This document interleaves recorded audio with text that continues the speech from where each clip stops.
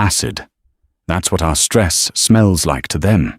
A sharp, stinging pheromone that actively burns their delicate olfactory receptors. We wore tailored suits, smiled with blunted teeth, and spoke in soft, measured tones about starlight and trade routes. We played the part of enlightened diplomats, flawlessly. But the moment their medical scanners pierced our skin, the charade shattered. They didn't find philosophers hiding beneath our synthetic silk. They found calcified bone and dormant combat stimulants. They found a loaded weapon. Alden Martin chewed on the inside of his cheek until he tasted copper. He sat on an examination table that felt less like medical furniture and more like a slab in a morgue.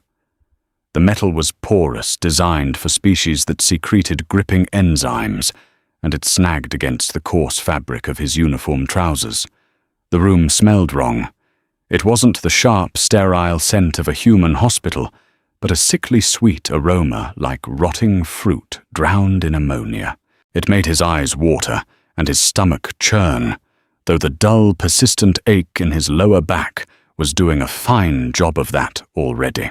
"Your resting heart rate is elevated," Diana Reed murmured from the corner of the room.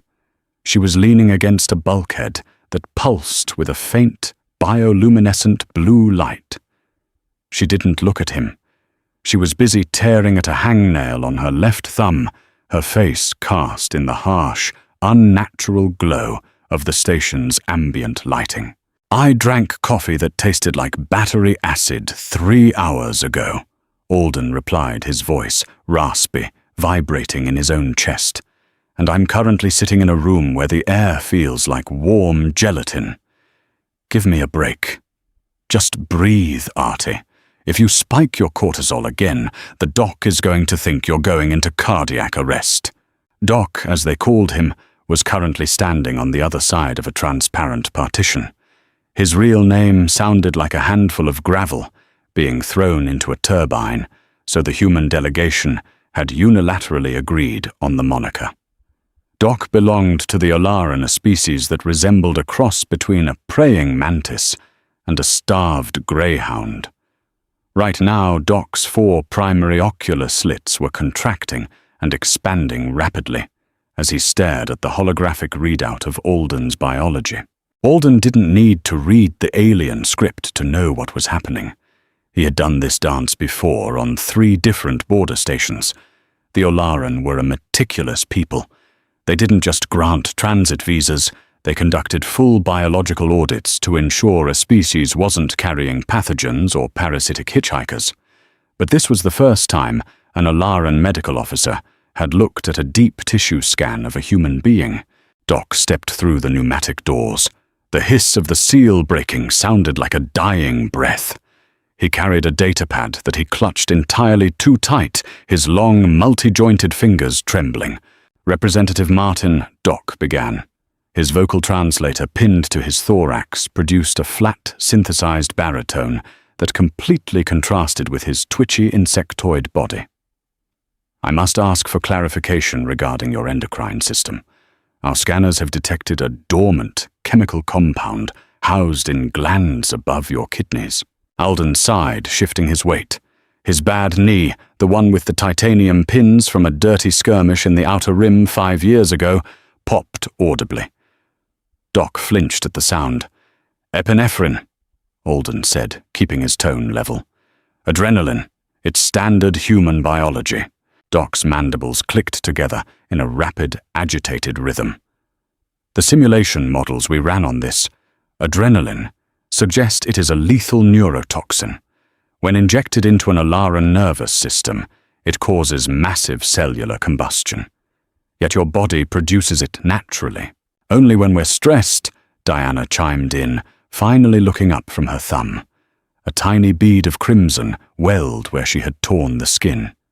She sucked it away without a second thought. Doc stared at the casual act of minor cannibalism with overt horror. "Stressed." Doc repeated the translator, failing to capture his panic. "Representative, the simulation indicates that if this chemical floods your system, it overrides your pain receptors. It pushes your muscle fibers past their structural limits. It shuts down your digestive and immune systems to reroute power entirely to kinetic output. Flight or fight, Alden said. He scratched the stubble on his chin. The sound was like sandpaper. It's an evolutionary leftover, kept us from getting eaten by tigers. Tigers.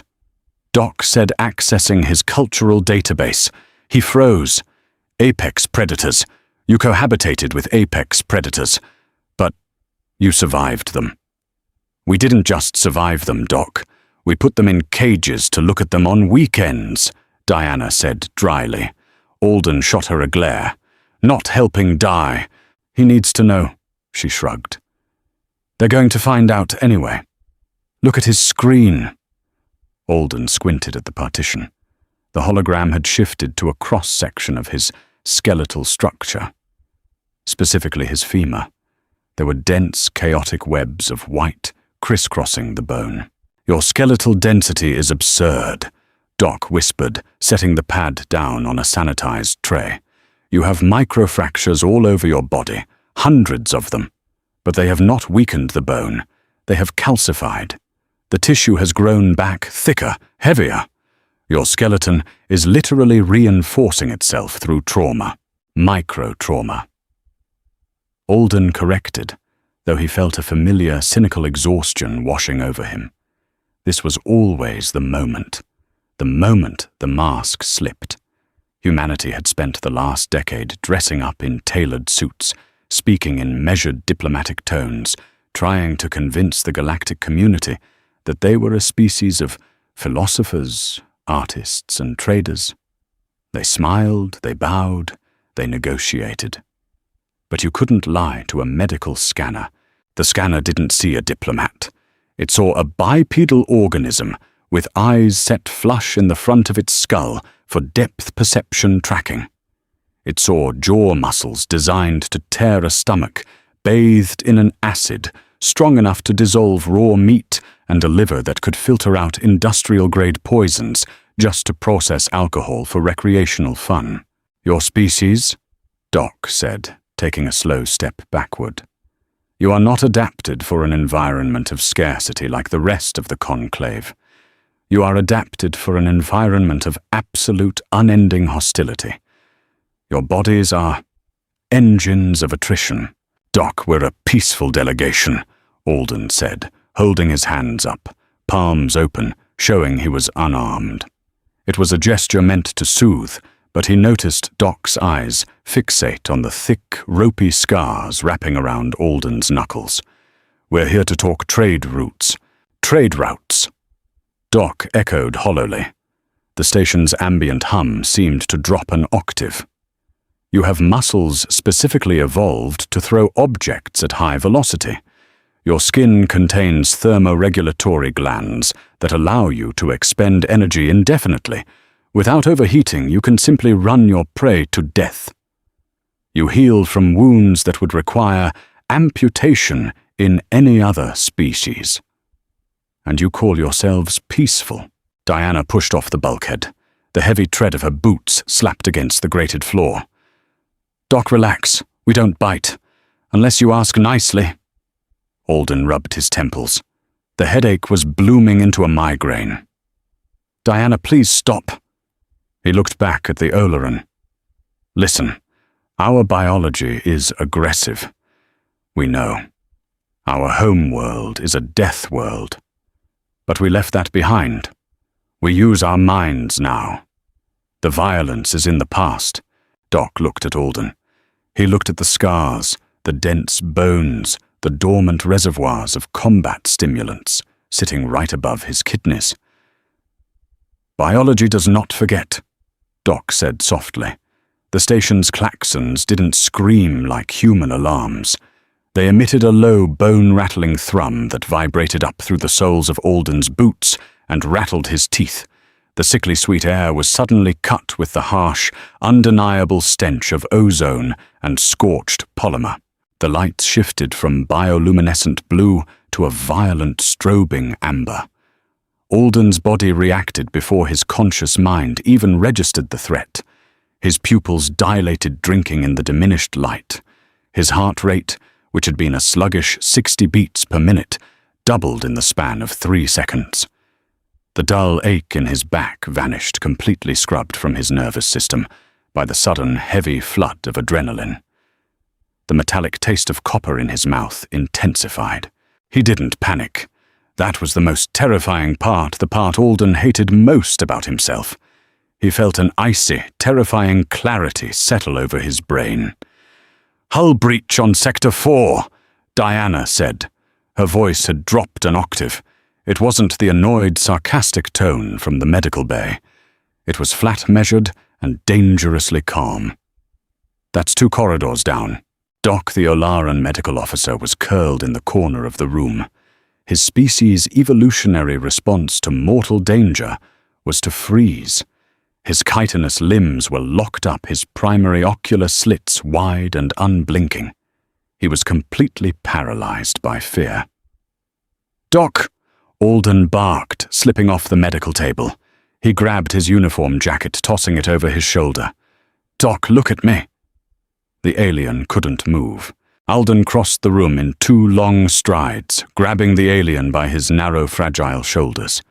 He was hyper-aware of his own strength right now.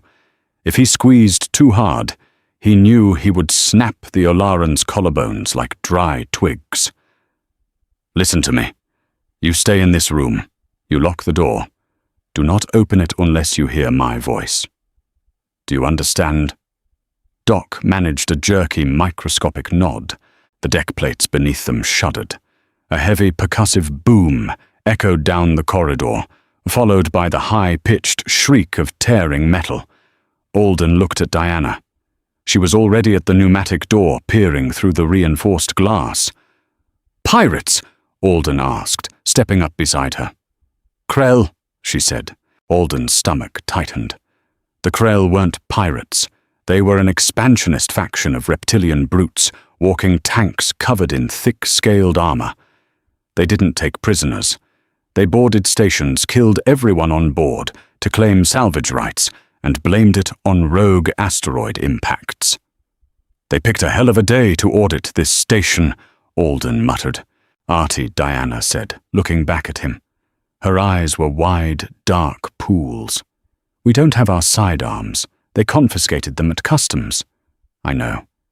There are conclave civilians out there, Olarans Vexils.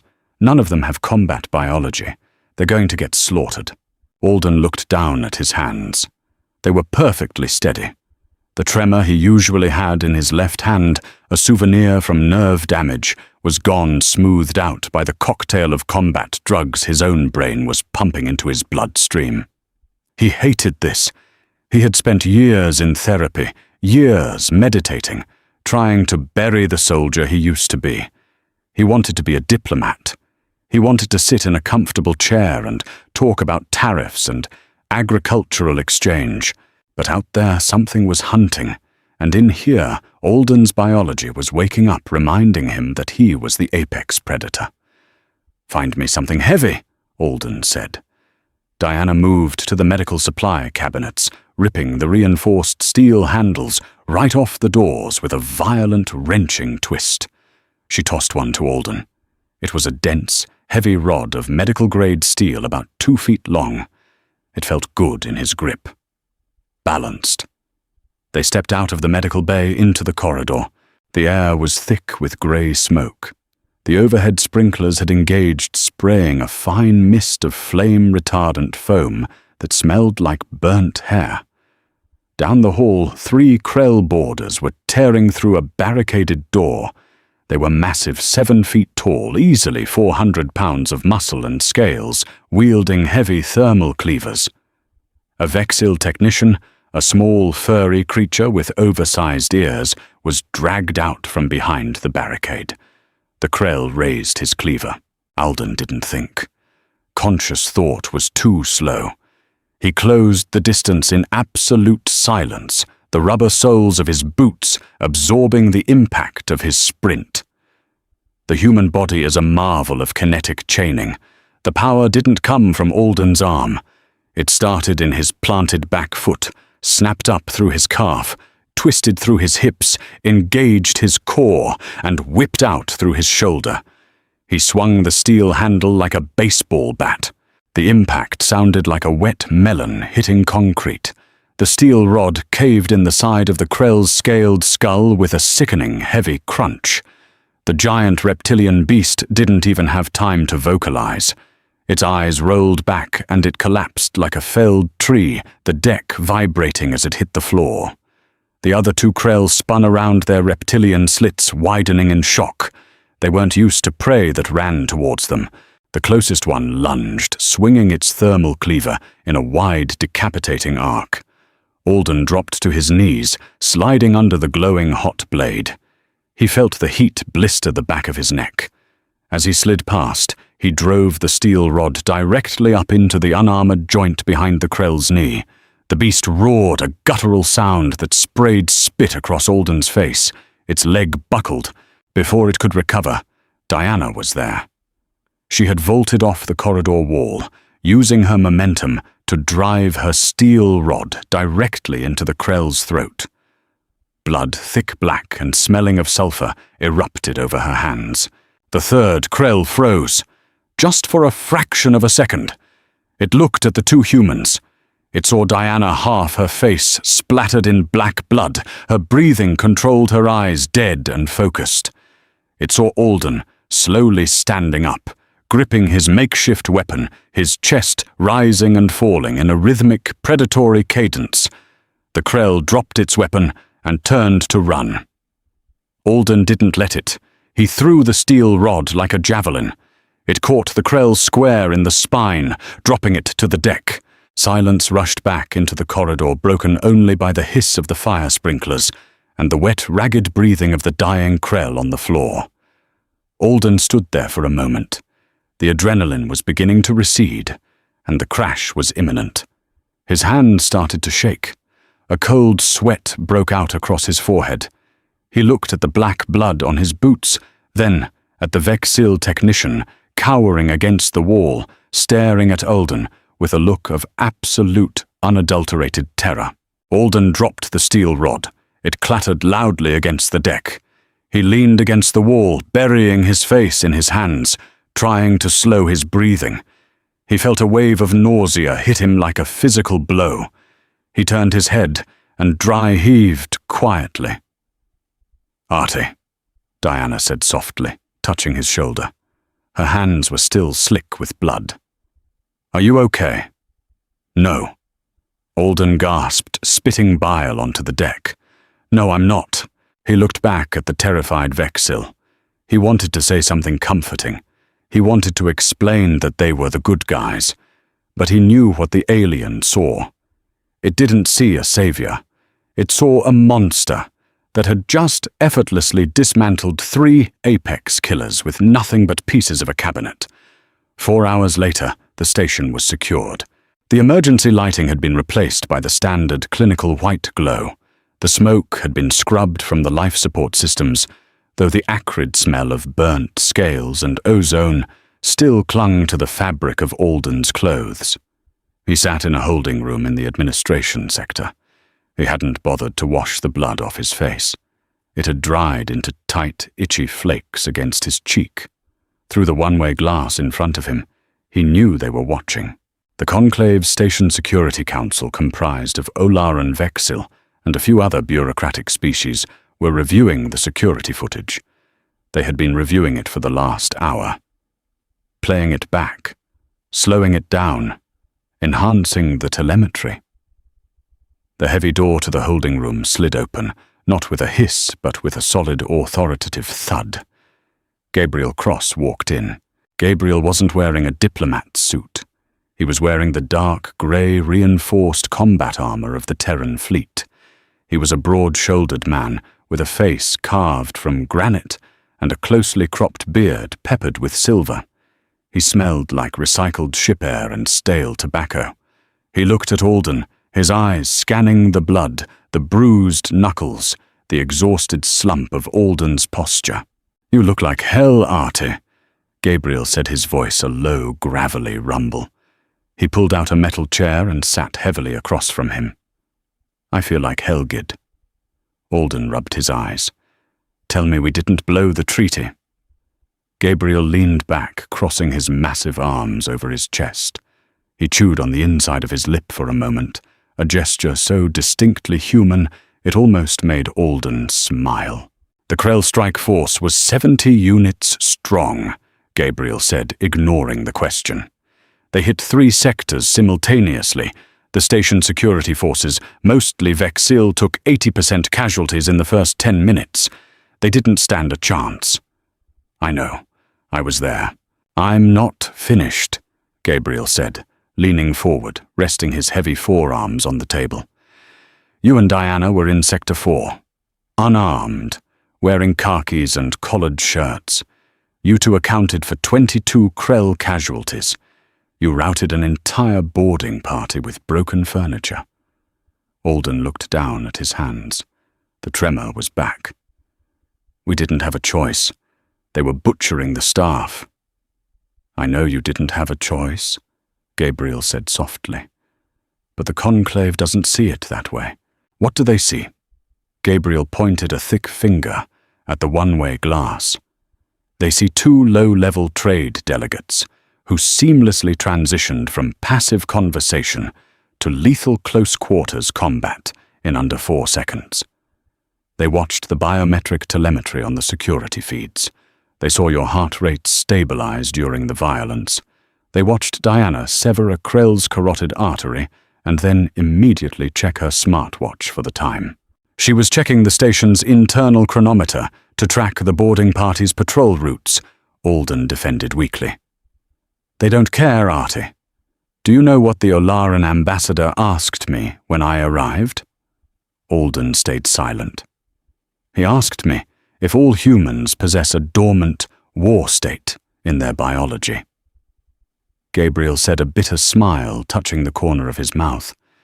He asked if you and Diana were biologically engineered, super soldiers sent here to intimidate them. Alden let out a hollow, exhausted laugh. Super soldiers, I have a bad knee, and I take pills for acid reflux.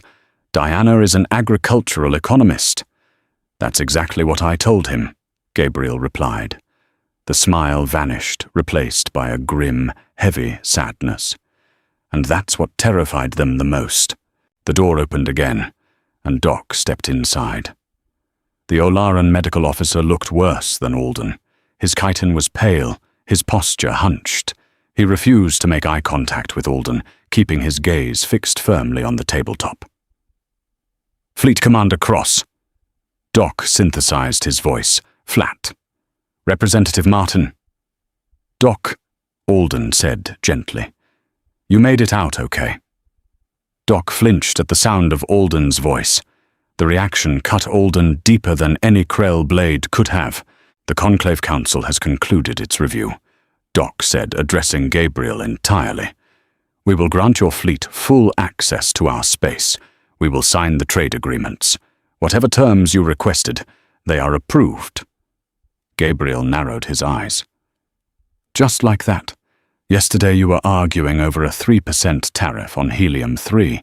Yesterday, Doc said, his mandibles twitching nervously. We believed you were like us, a species that outgrew its violent origins to join the stars. We believed your outward appearance of diplomacy was natural. It is natural, Alden insisted, leaning forward. Doc, you have to understand. We hate war. We hate violence. We left our solar system to get away from it. Doc finally looked at Alden. His 4 ocular slits were dilated with a mix of awe and profound revulsion.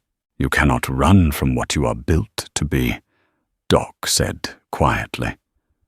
We watched the footage, Representative Martin. We saw the reluctance in your eyes. We saw that you did not want to kill. Doc paused, his translator humming with a static crackle.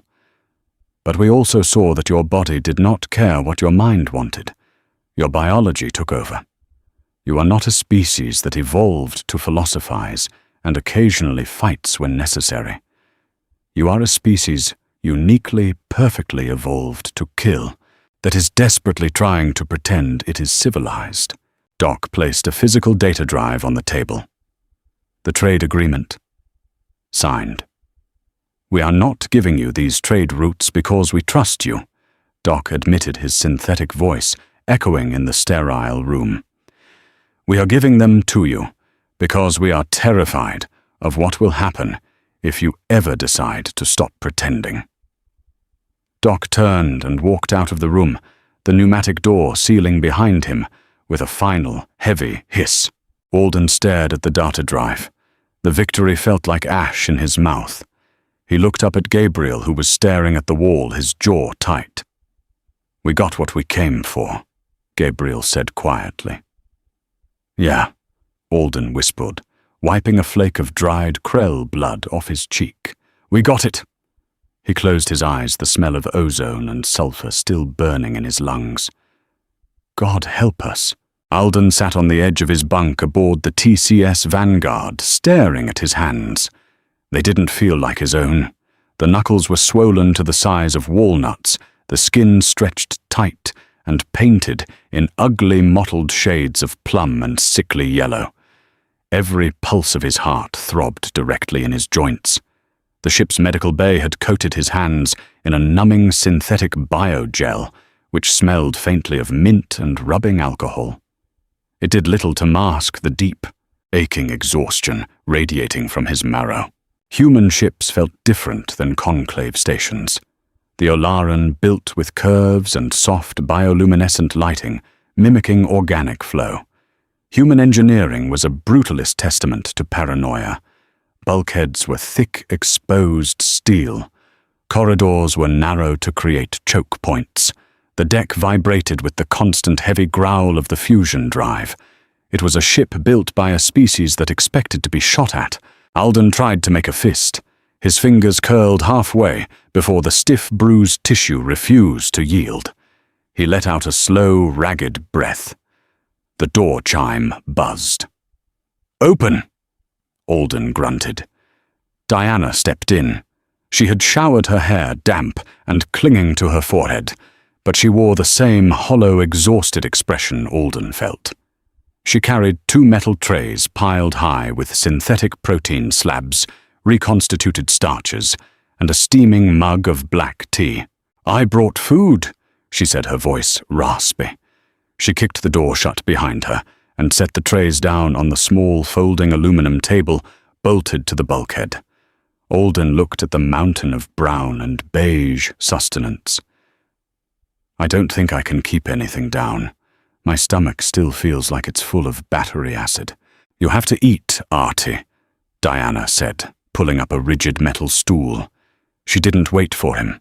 She picked up a heavy fork and began tearing into the protein slab with a terrifying mechanical efficiency. Doc gave me the biometric breakdown of what happened to us on that station. In those 12 minutes of combat, your body burned through 4,000 calories. Alden blinked, finally, looking away from his bruised hands. 4,000 in 12 minutes. Diana nodded, swallowing heavily. Our metabolisms redlined. The liver dumped every ounce of stored glycogen straight into our muscles. The thyroid went into overdrive to keep our core temperature from boiling our own brains. Right now, your body is cannibalizing its own fat reserves just to keep your heart beating. If you don't eat, you're going to pass out. Alden shifted his weight, wincing as his bad knee flared with a sharp, localized spike of pain. He limped over to the table and sat opposite her. The smell of the hot starch hit his nose, and suddenly his stomach twisted, not with nausea, but with a sudden, violent, hollow pang of hunger. His biology was demanding fuel. He picked up a fork with awkward, stiff fingers. The first bite tasted like ash, but his jaw worked on autopilot. By the third bite, he was eating just as fast as she was shoveling the dense, flavorless calories down his throat. They ate in total silence for 5 minutes. The only sounds were the scrape of metal forks against metal trays and the low, omnipresent thrum of the ship's engines. It wasn't a meal. It was a refueling procedure for organic machinery.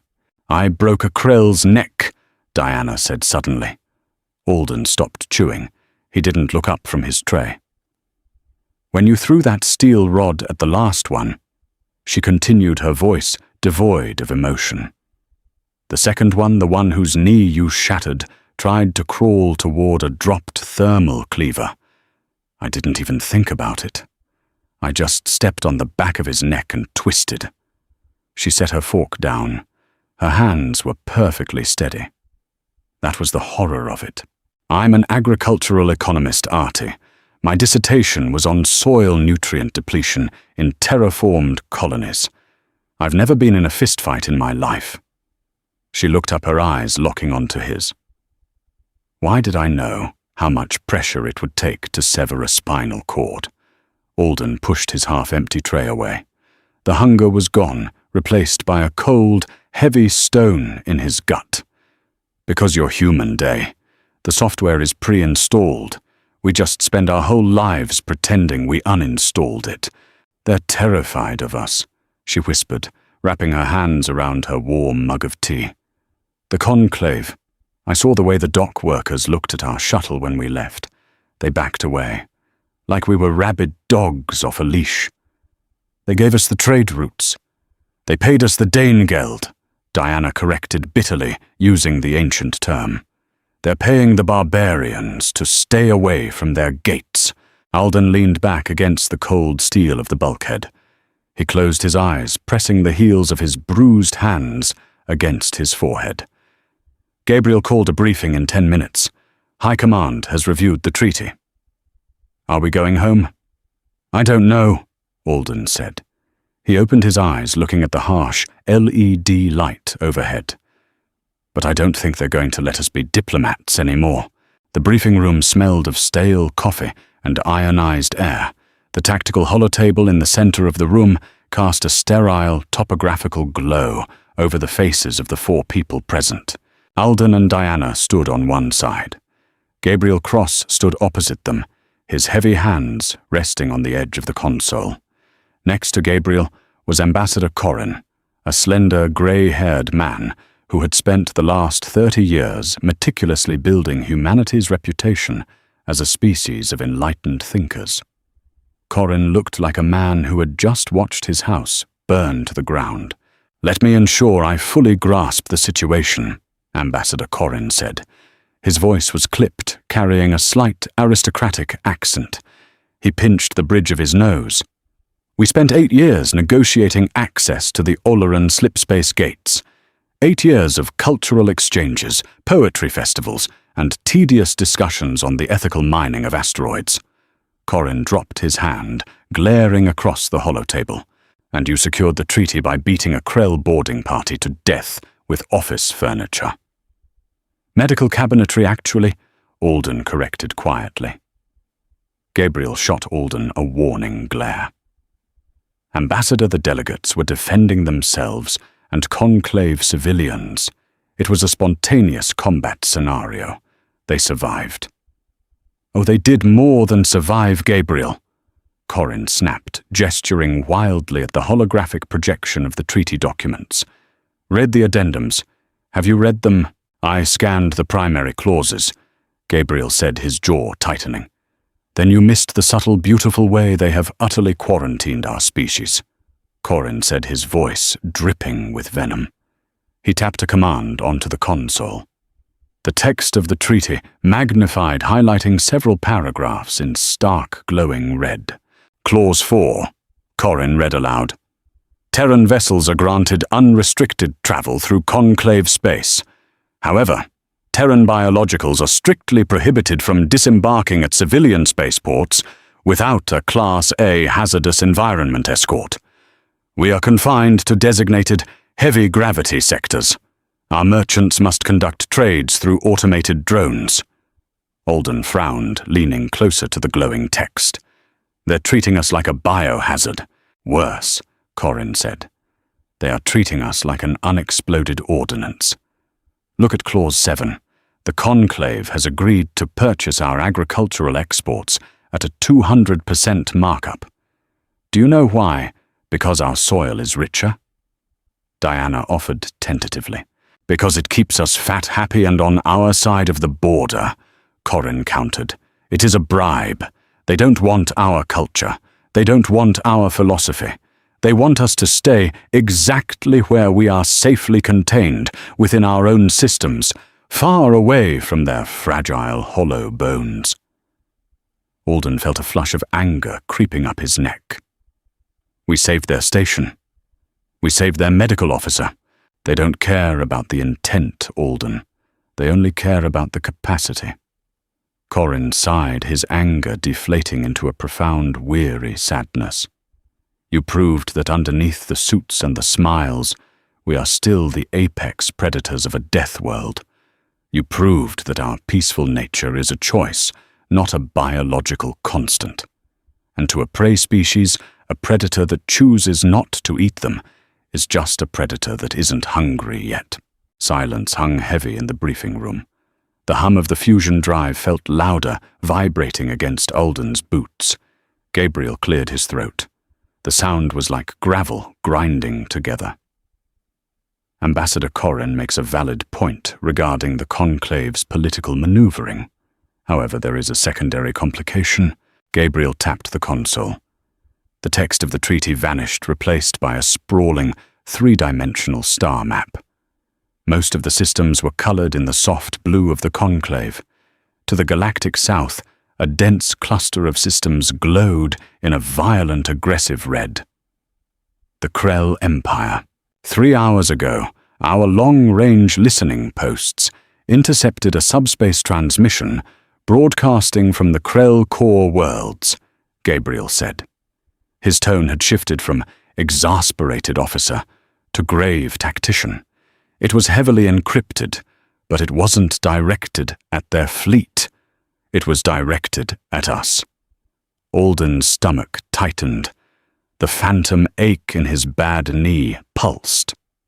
What did it say? Gabriel didn't answer immediately. He brought up an audio file. You need to understand Krell psychology. They are a hyper-predatory society. They do not value territory or resources the way the Conclave does. They value dominance. The Conclave has spent centuries avoiding them, paying tributes, backing down. The Krell view the Conclave as cattle. Gabriel pressed play. The room was filled with a sound that made the hairs on Alden's arms stand straight up. It was a guttural, clicking, hissing language that sounded like tearing meat and grinding stone. It vibrated at a frequency that felt inherently threatening, triggering a deep, primal unease in the human brain. The translation software kicked in, overlaying the alien audio with a flat, synthetic human voice, to the soft-skinned bipeds of the Terran system. For cycles we believed you were cattle grazing among the weak of the Conclave. We believed your teeth were dull and your claws absent. We were deceived. The blood of our hunters stains your hands. You have broken our scales. You have shown your true shape. We see you now in the dark. We recognize the scent of a rival predator. The audio hissed, followed by a low, rhythmic, thumping sound. It took Alden a second to realize it was the sound of a Krell weapon beating against a heavily armored chest plate. A challenge. The cattle will be ignored. The true hunt begins. We are coming to test the strength of your bones. The recording clicked off. Nobody spoke. Diana stared at the red cluster on the star map, her face pale. Ambassador Corrin sank into a chair, rubbing his temples, the geopolitical disaster fully realized. The Conclave is locking us out of fear, Gabriel said quietly, looking directly at Alden. And the Krell are coming for us out of respect. Alden looked down at his swollen, bruised knuckles. The minty smell of the biogel couldn't hide the metallic tang of phantom blood in his nose. They had spent so long trying to convince the galaxy they weren't monsters. Now they were going to have to prove that they were the biggest monsters in the dark. Footsteps echoed differently on Deck 4. Gone was the muted, polite shuffle of leather dress shoes gliding across the polished, shock-absorbing floors of the diplomatic wing. Down here in the ship's bowels, the sound was a harsh, metallic clanking. Magnetic boots, striking grated steel. Alden stood entirely still in front of an open locker. The air in the armory was thick, heavy with the sharp chemical tang of weapons-grade solvent gun oil and ionized copper. It was a smell that bypassed his rational brain and hooked directly into the oldest, darkest parts of his memory. It made his pulse thicken. It made the hairs on his arms stand up. His tailored diplomatic suit, a charcoal two-piece woven from expensive synthetic silk, lay in a crumpled, careless heap at the bottom of a trash receptacle near the bulkhead. Inside the locker hung a standard-issue Terran Marine combat rig. It wasn't elegant. It consisted of dark, matte grey ballistic plating layered over a reactive weave undersuit designed to clamp down on severed arteries in the event of catastrophic trauma. It was ugly. It was heavy. It was a garment designed entirely around the assumption that the wearer was going to be subjected to extreme terminal violence. Alden reached out. His fingers, still bruised a sickening yellow-purple from the Krell scales, brushed the chest plate. The cold metal bit into his skin. "Takes a minute, doesn't it?" Alden didn't turn around. He recognized the heavy grinding cadence of Gabriel's voice. "To remember how heavy it is," Gabriel clarified, stepping up beside him. The fleet commander was already fully armored, lacking only his helmet. Up close, the silver in his beard caught the harsh, fluorescent lighting. The body remembers. The mind tries to forget, but the shoulders always remember the weight. "I spent 5 years in therapy, Gid," Alden said. His voice sounded thin, scraping against the back of his throat. 5 years of deep-dive cognitive restructuring. I learned how to breathe through panic. I learned how to unclench my jaw. I convinced myself that the guy who held the line at the outer rim was dead. Alden gripped the edge of the locker door. The metal creaked under his sudden involuntary strength. "But he's not dead," Alden whispered, closing his eyes. He was just taking a nap. And the worst part. The absolute worst part. Gabriel slipping this armor back on feels like putting on a comfortable pair of old shoes. My brain is terrified, but my body is completely calm. My biology is happy. Gabriel rested a massive, gauntleted hand on Alden's shoulder. It was a heavy, grounding pressure. The Krell bypassed the conclave blockade entirely. Gabriel said, shifting the topic away from the psychological abyss. It was what soldiers did. You didn't look at the hole in the boat, you just bailed the water. They didn't even bother hitting the Olaran border stations. They ignored the Vexil trade hubs. They are making a straight, unobstructed burn toward the Orion Spur. Alden opened his eyes. The Orion Spur. That's fringe territory. There's nothing out there but mining colonies, Gabriel finished. Specifically cinder, an atmospheric rock we use to extract heavy radioactives. Population of about 40,000, mostly Roughnecks engineers and their families. Alden frowned, finally turning to look at the older man. Why cinder? It holds no strategic value. It doesn't disrupt our fleet logistics. Because it's isolated, a new voice answered. Diana walked into the armory. She wasn't wearing combat armor, but she had stripped out of her professional attire. She wore a simple grey utility jumpsuit, her hair pulled back into a severe tight knot at the base of her skull.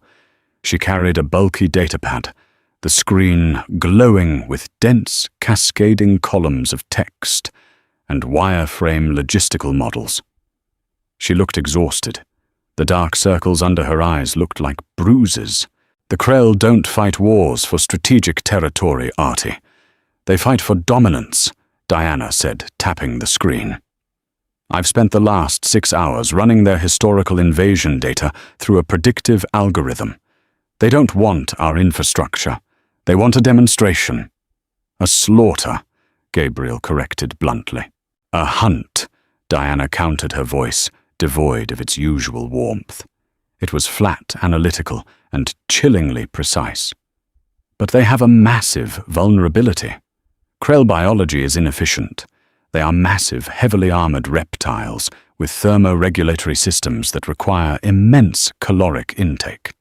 A single Krell shock trooper needs roughly 8,000 calories a day to maintain combat effectiveness. Alden stared at her. "You're doing agricultural projections on the enemy. I'm doing siege logistics," she said, looking up from the pad. Her eyes were hard, reflecting the harsh light of the armory. "If they engage us on Cinder, they will stretch their supply lines across 4 parsecs. If we intercept their trailing atmospheric freighters, the ones carrying their biological sustenance, they won't last 3 weeks. Their own metabolisms will cannibalize them. They'll starve in their armor." Alden felt a cold shiver run down his spine. He looked at Diana, really looked at her. She wasn't a soldier. She had never fired a rifle. But humanity's capacity for war wasn't just in its bones and muscles. It was in the prefrontal cortex. It was the ability to look at a living, breathing species and coldly reduce them to an equation of caloric deficits and starvation. The conclave was right to be terrified. "We drop in 4 hours," Gabriel said, breaking the silence. He unholstered a heavy, blocky sidearm and slammed a fresh power cell into the grip. The loud mechanical clack echoed off the bulkheads. "Get dressed, Artie. The diplomats are done talking." Atmospheric re-entry tore at the hull of the dropship like a massive, invisible claw. Alden sat strapped into a crash seat, his teeth rattling so violently he tasted blood where he had accidentally bit his own tongue. The interior of the transport was bathed in a strobing, angry red light. To his left and right sat 20 Terran Marines, fully armored, gripping kinetic rifles tightly against their chests. Nobody spoke. The roar of the friction outside the hull was too loud for conversation, but even if it weren't, there was nothing left to say. The smell of vomit and localized adrenaline hung thick in the cramped compartment. A young corporal across from Alden was clutching a rosary, his lips moving in a frantic, silent blur. Alden's heart rate was a steady, rhythmic drumbeat, 65 beats per minute. He checked his internal chronometer projected on the inside of his helmet visor. Altitude 10,000 meters. Cinder wasn't a world meant for life. It was a ball of frozen methane and jagged obsidian rock. The mining colony was essentially a sprawling modular steel fortress built over a massive crater, shielded from the planet's perpetual ice storms by a localized atmospheric dome. "Bracer!" The pilot's voice cracked over the internal comms, heavily distorted by static. The retrothrusters fired. The deceleration was brutal. Gravity slammed its invisible weight onto Alden's chest, crushing the breath out of his lungs. The dropship hit the landing pad with a jarring structural groan that vibrated up through Alden's spine. The hydraulic ramps dropped instantly. Freezing air, smelling of sulfur and burnt ozone, rushed into the troop bay. Alden unclipped his harness and surged forward, moving with a speed and fluidity that defied the 60 pounds of armor he wore. He hit the permacrete pad, his boots crunching against a thin layer of iron-rich frost. The colony was a nightmare. The atmospheric dome was flickering, struggling to maintain pressure against the storm outside. Sirens wailed a chaotic offbeat howling that clashed with the deafening thunder of orbital anti-air cannons firing from the colony's defense grid. Tracers lit up the smog-choked sky, painting violent streaks of orange and red against the gloom. "Move up, secure the northern ridge," a sergeant bellowed over the local tactical net. Alden fell in line, sprinting toward a perimeter barricade constructed of heavy shipping containers and scrapped mining equipment. His bad knee screamed in protest, a sharp, stabbing pain beneath his kneecap. "Ignore it," his brain commanded. Instantly, his adrenal glands flooded his system. The pain vanished. It wasn't numbed. It was entirely deleted from his sensory input, overridden by a cocktail of endogenous stimulants. His vision tunneled, sharpening with terrifying clarity. He threw himself behind a rusted industrial hauler, just as a heavy plasma bolt incinerated the permacrete 3 feet to his left. The heat washed over his armor, triggering the reactive cooling layer instantly. Alden peeked over the barricade. A quarter-mile out, emerging from the dense, swirling fog of frozen methane, came the Krell. They weren't using tactics. They weren't using cover. They were advancing in a massive, terrifying phalanx, hundreds of them. 7-foot-tall reptilian behemoths, their heavy-scaled armor absorbing the sporadic fire from the colony's automated turrets. They carried massive thermal cleavers and heavy repeater cannons slung under their arms, firing blindly into the human lines. They moved with the arrogance of a species that had never encountered an immovable object. To the Krell, war was a stampede. You hit the enemy broke, and then you fed on the routing survivors. "Wait for the range," Gabriel's voice barked over the comms.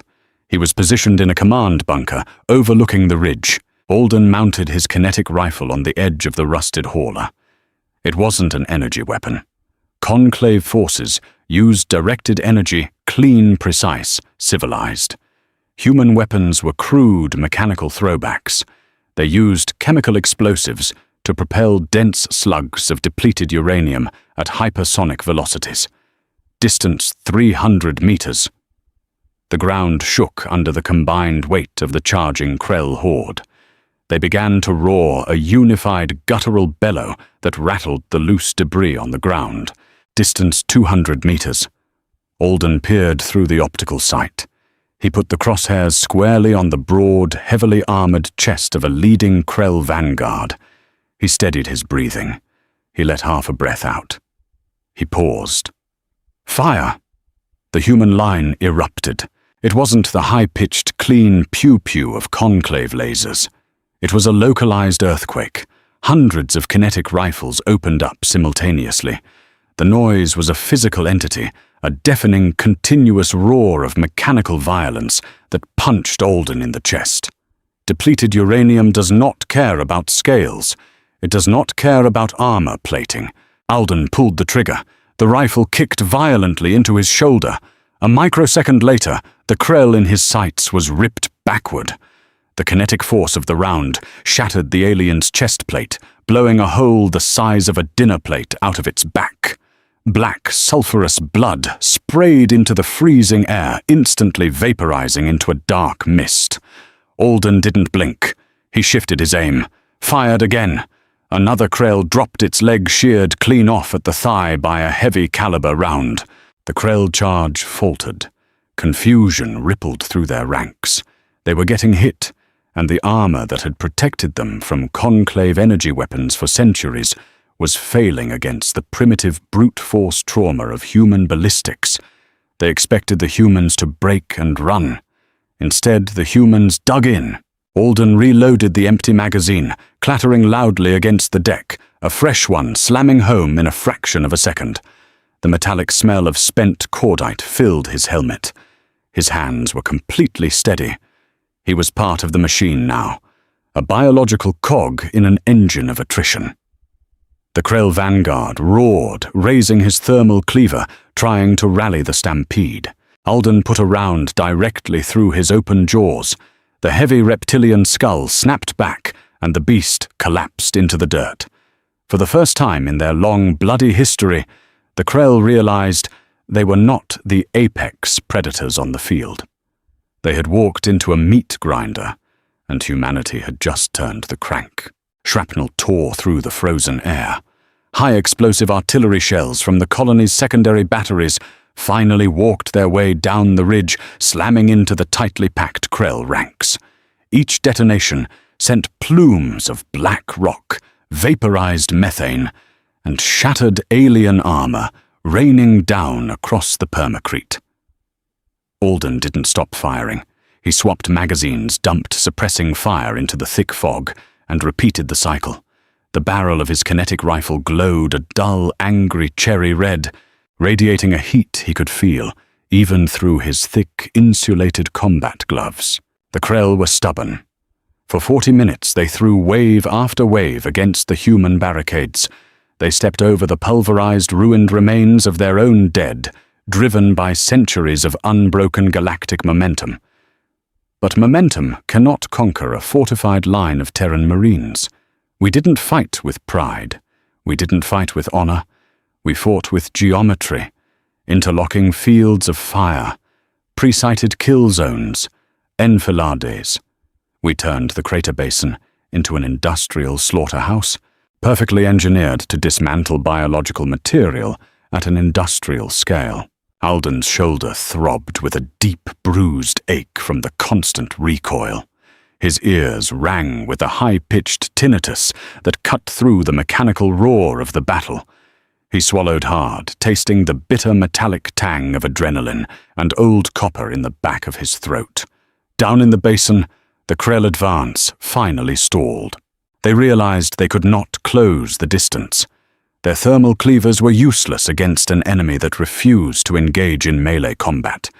Their heavy repeater cannons designed to overwhelm energy shields were inaccurate and sluggish, chewing chunks out of the permacrete, but failing to penetrate the heavy shipping containers the humans used for cover.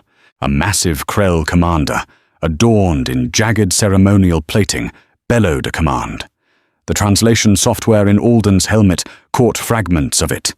Regroup, devour, push. They were preparing for a second massive charge. Then the sky cracked open.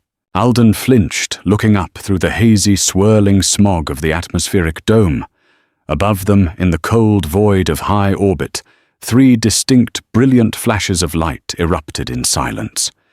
They were massive, expanding spheres of blinding white plasma that briefly turned the perpetual night of cinder into high noon. Target confirmed. Diana's voice crackled over the command net. Her tone was terrifyingly devoid of inflection. Terran stealth corvettes have engaged and destroyed the Krell supply freighters. Their caloric reserves are gone. They have no food. They have no fuel. Gabriel's rough voice followed immediately. All units hold your fire. Conserve ammunition. Let them figure it out. The human guns went silent. The sudden absence of noise was physically jarring. Alden kept his rifle leveled over the rusted hauler, his finger resting lightly on the trigger guard. Down in the basin, the Krell looked up. Even through the storm, they could see the debris of their massive supply ships burning up as it hit the upper atmosphere, streaking across the sky like a shower of dying stars. Confusion rippled through the reptilian horde. They were apex predators. They did not understand the concept of a siege. In their history, wars were decided in hours through brute force and overwhelming aggression. They expected to crush the humans and feast on the colony's stockpiles. But Cinder was a mining colony. There were no massive agricultural reserves here. There was only rock ice and Terran Marines. They're trapped, Alden whispered to himself, the realization settling like a cold stone in his stomach. The Krell commander roared again, raising his weapon toward the human lines. He charged. A few dozen of his most fanatic warriors followed him, their heavy boots cracking against the frozen ground. They didn't make it 50 yards. Take him, Gabriel ordered softly.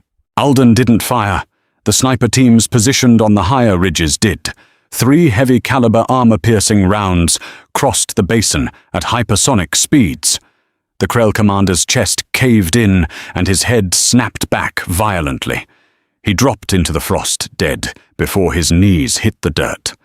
The remaining warriors stopped. They looked at their fallen leader.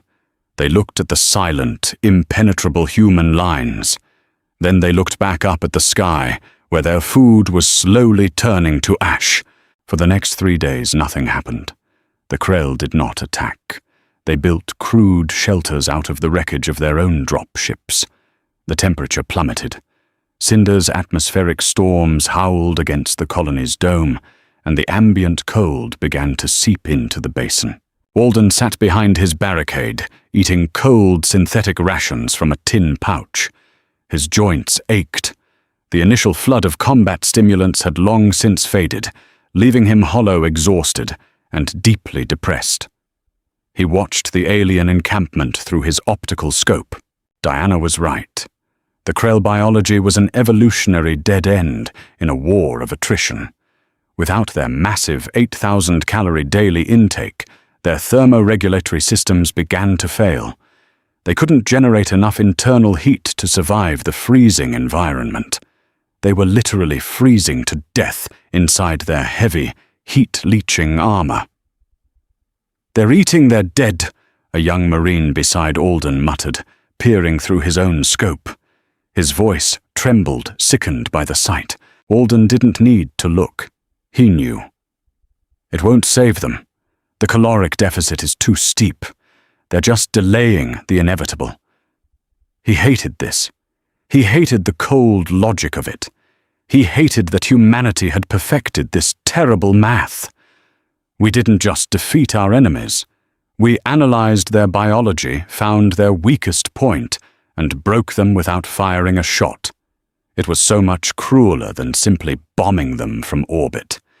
It was a calculated, agonizing strangulation. "Command." Alden radioed, his voice rasping. "We have to offer terms of surrender." "Negative, Representative Martin." Gabriel's voice replied, hard and uncompromising. "The Krell do not understand surrender. They only understand dominance. If we show mercy now, they will perceive it as weakness. They will regroup and they will come back." "They're starving to death in the dirt, Gabriel. They're broken. Let them break completely," Gabriel countered. "The Conclave is watching. The galaxy is watching. We do not get a second chance to make this impression. We hold the line." Alden killed the comm feed. He leaned his head back against the cold steel of the hauler and closed his eyes. The shivering started deep in his chest, and he couldn't tell if it was from the ambient cold slipping through his armor or from the profound, isolating realization of what his species truly was. 72 hours later, the basin was a graveyard. The bitter, biting wind howled through the gaps in the barricades, carrying the foul stench of decay and sulfur. Alden walked slowly down the ridge, his kinetic rifle slung loosely over his shoulder.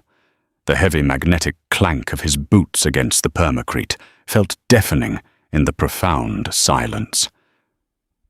Behind him, Gabriel and a squad of heavily armed Marines followed, their weapons lowered but ready. They stepped into the Krell encampment. It was a butcher shop. Hundreds of massive reptilian bodies lay curled in the frost, their scales dull and grey. Many of them had simply frozen to death in their sleep. Others bore the brutal hackmark wounds of infighting, the final desperate violence of starving animals fighting over scraps of meat. Alden kept his eyes forward. He didn't want to look at the faces of the dead. He felt a heavy, suffocating pressure in his chest. His human empathy was screaming at him, mourning the horrific loss of life, but his primal biology felt nothing but a dark, quiet satisfaction. The threat was eliminated. The territory was secured. In the center of the camp, a single Krell remained standing. It was a sub-commander, its armor dented and scored with kinetic impacts. It was noticeably thinner, its massive frame trembling slightly from the cold and malnutrition. It held a heavy thermal cleaver in its right hand. Gabriel stopped 10 paces away. He didn't raise his weapon. He simply stood there, a broad, immovable wall of Terran iron. The Krell looked at Gabriel. Then it looked at Alden. Its reptilian slits widened, recognizing the two humans from the station audit. It recognized the prey that had refused to run. The alien let out a low, rattling hiss. It wasn't a challenge. It was a sound of absolute, profound exhaustion. The Krell dropped the thermal cleaver. The heavy weapon hit the frozen dirt with a dull thud. Slowly, agonizingly, the massive beast sank to its knees. It bowed its head, exposing the vulnerable, unarmored joint at the base of its neck. Submission. Gabriel didn't smile. He didn't gloat. He simply tapped his comm bead. Command. The Krell vanguard has yielded. Secure the prisoner. Dispatch medical units for any survivors if there are any. Alden watched as the Marines moved in snapping heavy kinetic restraints onto the starving alien's wrists. The Krell didn't resist. It just let them work, completely demoralized. They'll never attack our borders again, Gabriel said quietly, stepping up beside Alden. No, Alden agreed. His voice felt hollow. They won't. Nobody will. Gabriel looked at him, his hard eyes softening just a fraction. You did good, Artie. You saved millions of lives today. Cinder, the Outer Rim colonies. They're safe. At what cost, Gabriel? Alden asked, gesturing around at the frozen carnage. Look at what we did. We didn't just beat them. We systematically dismantled them. We starved them out. The Alaran, the Vexil, they're watching this feed right now. Let them watch. They were right to quarantine us. Alden whispered the words tasting like poison on his tongue. They looked at our bones and they saw monsters. We spent 10 years trying to prove them wrong. And all we did was prove that we are exactly what they feared. We're an apex predator that learned how to do math. Diana walked up behind them. She had come down from the command bunker. She wasn't wearing armor. She just wore a heavy insulated parka, her breath pluming in the freezing air. She looked at the kneeling Krell, then at Alden. They feared us because they thought we were uncontrollable. Diana said gently, her voice carrying over the wind. They thought we were rabid. Today we showed them that we hold our own leash. That doesn't make us less terrifying, Di. No. She agreed softly, looking up at the smog-choked sky. It makes us necessary. The galaxy is full of Krell, Artie, species that only respect violence. The Conclave can write poetry and trade helium all they want. But when the monsters come knocking, poetry doesn't hold the door. She reached out her small, bare hand, gripping Alden's heavy, armored forearm. We are the monsters that keep the other monsters in the dark, she said. It's an ugly job. But it's ours. Alden looked down at her hand, then out at the frozen wasteland of cinder. The adrenaline was entirely gone, leaving only a bone-deep weariness that he knew would never truly wash out. He adjusted the strap of his kinetic rifle. It felt heavier now. It always would. Yeah, Alden murmured, turning his back on the carnage and beginning the long walk back to the colony. God help us. If this deep dive into the terrifying reality of human combat biology gave you chills, do not let the story end here. Humanity's survival in a hostile galaxy relies on numbers, and so does this channel. Hit that like button to show the Conclave we stand together. Share this transmission with your fellow Terrans, and subscribe to the channel for more brutal, grounded HFY sci-fi stories. The galaxy is dark. The Krell are always listening, and we have plenty more heavy-hitting tales waiting in the armory. Drop a comment below. Are we the monsters or the necessary shield?